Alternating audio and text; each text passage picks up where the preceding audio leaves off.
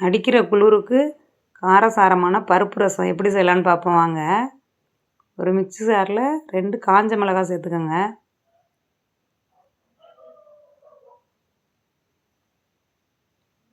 பூண்டு ஒரு 10 பல், தோல் உரிக்க வேண்டியதில்லை, நல்லா கழுவிட்டு அதை சேர்த்துக்கோங்க.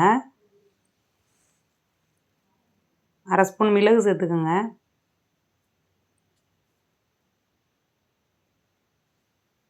1 ஸ்பூன் ஜீரகம் சேர்த்துக்கோங்க.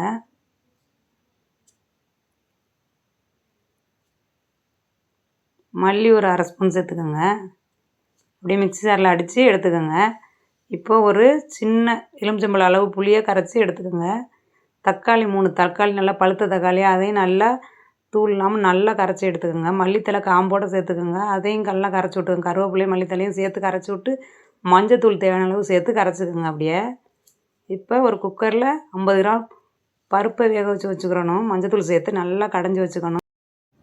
ஒரு கடாயில் கடுகு, கருவேப்பிலை, வரமிளகா சேர்த்து தாளித்து அதை நம்ம அரைச்சி வச்சுருங்க அந்த பவுடரையும் சேர்த்து அதில் தாளிச்சிக்கணும். அப்புறம் பெருங்காயத்தூள் நல்லா 1/2 ஸ்பூன் சேர்த்து வதக்கிக்கோங்க. இப்போ பருப்பு தண்ணியை சேர்த்துக்கோங்க. அந்த பருப்பு தண்ணியை இப்போ அப்புறம் கரைச்சி வச்சுருந்த தக்காளி, புளி எல்லாம் கரைச்சி வச்சுருந்த கலவை தண்ணியை அதோட சேர்த்துக்கோங்க. சேர்த்து நல்லா நுர கட்டி வரணும், கொதிக்கக்கூடாது. உப்பு தேவையான சேர்த்துக்கிட்டு நல்லா நுர கட்டி வரட்டும். அப்போ மல்லித்தலை தூவி 1/2 டம்ளர் தண்ணி ஊற்றி அப்படியே இறக்கிக்கோங்க.